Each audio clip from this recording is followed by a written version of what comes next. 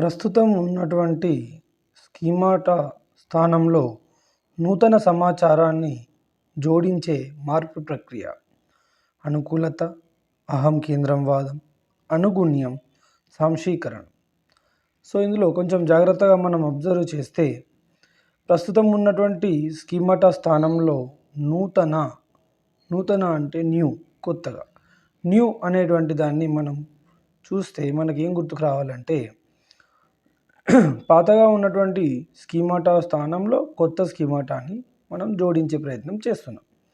So ఇందులో అనుకూలత అనేటువంటిది లేదు, అహం కేంద్రం వాదం అనేటువంటిది లేదు, అనుగుణ్యం లేదా సాంశీకరణం.